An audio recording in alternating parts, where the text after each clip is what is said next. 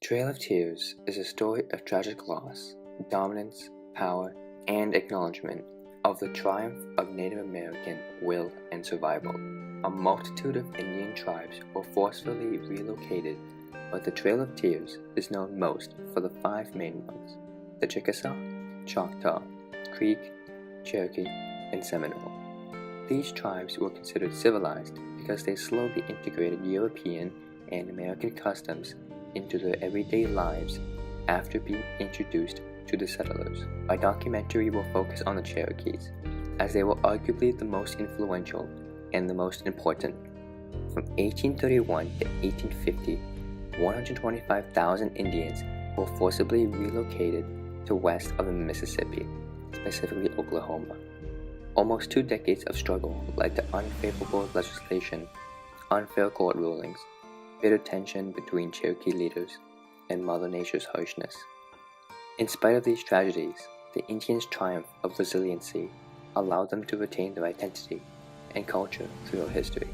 During the early 1800s, the Native Americans owned and inhabited 1.5 billion acres across 11 states.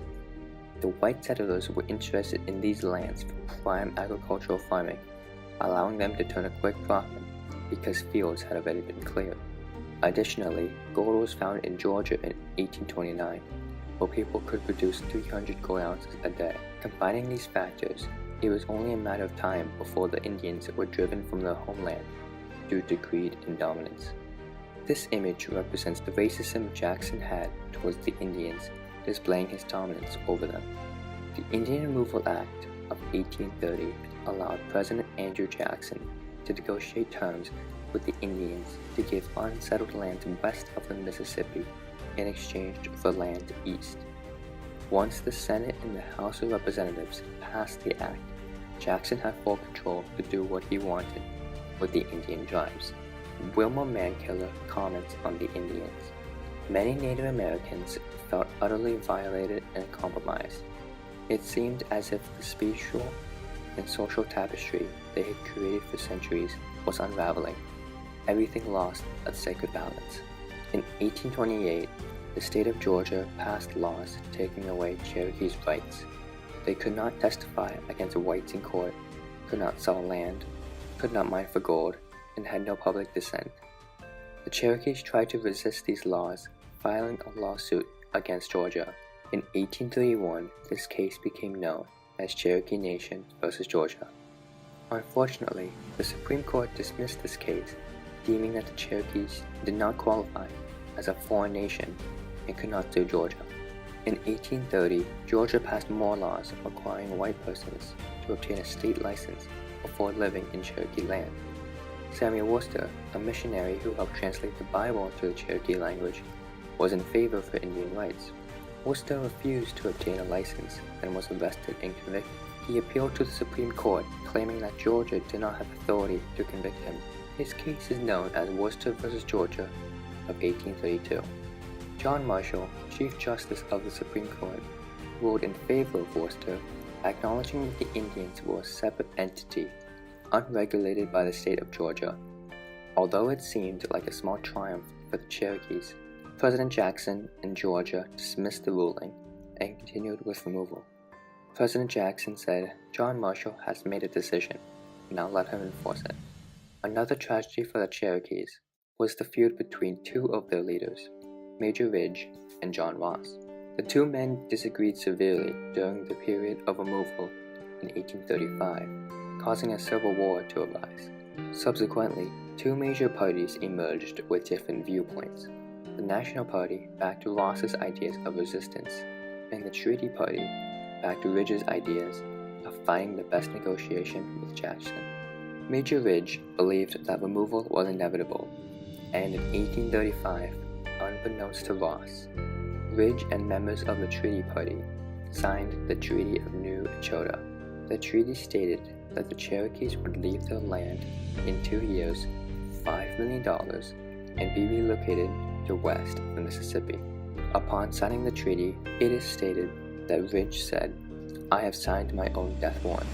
The Cherokees had strict rules about selling sacred land without authority. The punishment was death. and Ridge was later assassinated for his signage. About 90% of the Cherokee Nation signed a petition, and in a letter to the Senate, John Ross wrote, "The instrument in question is not the act of our nation."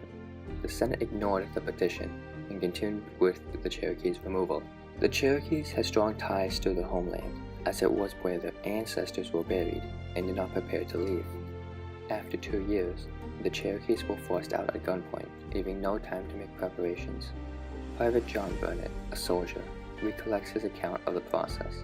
"I saw the helpless Cherokees arrested and dragged from their homes and driven at the bayonet point into the stockades. Samuel Cloud was 9 when he walked on the trail. I can tell by my mother's voice something is wrong. My mother tells me to gather my things, but the men don't allow us time to get anything. I can feel my father's anger and frustration. There is nothing he can do. They lead us to a stockade. They herd us into this pen like real cattle." The relocation itself was an enormous travesty. The Indians made their way to Oklahoma by different modes, via land or on boat. On land, rally points were stationed in Tennessee, Alabama, and Georgia to round up the Indians before they embarked on their journey. Some routes included traveling through Missouri and Arkansas, before reaching Oklahoma as their destination. The treacherous journey was over 1,000 miles. Mrs. Kate Nguyen Ratcliffe recalls her mother's story. "In those days, there were no roads and few trails, and very few bridges. Progress of travelers was slow, and oftentimes they would have to wait many days for the streams to run down before they could cross." John Burnett describes what happened. "In the trail of a drizzling rain, I saw them loaded like cattle into wagons and started west. The trail of exiles was a trail of death. They had to sleep in wagons and on the ground. I've known as many as 22 die in one night of pneumonia due to ill treatment, cold, and exposure." On water, the conditions were no better. The Indians traversed the Mississippi and the Arkansas River, both a home to mosquitoes and other deadly insects, leading to death from malaria and typhus. Others died from smallpox, whooping cough, cholera, and starvation. The cold also took a toll on the Indians, as their meager provisions were not enough to keep them warm during the frigid nights. Alexis de Tocqueville describes what was left of the once great Cherokee nation. They possessed neither tents nor wagons, but only their arms and some provisions. I saw them embark to pass the mighty river. Never will that solemn spectacle fade from my remembrance.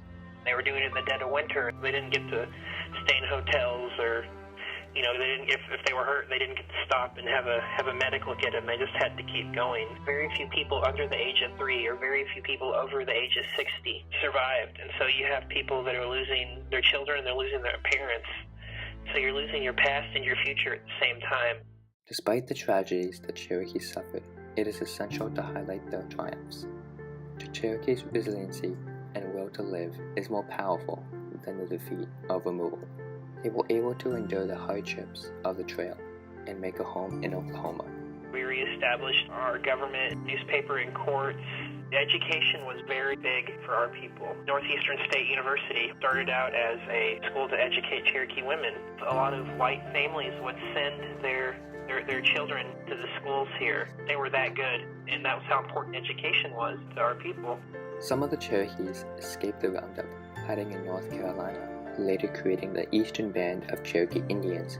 The uniqueness of the Eastern Band is they were resilient, and they stood their ground, and they wanted to not leave their homeland. There has been that effort by the government to assimilate into the American culture in the boarding schools as they tried to squeeze the Indian out of us. Our elders remember and are able to share. They would sneak and teach their children to speak the language.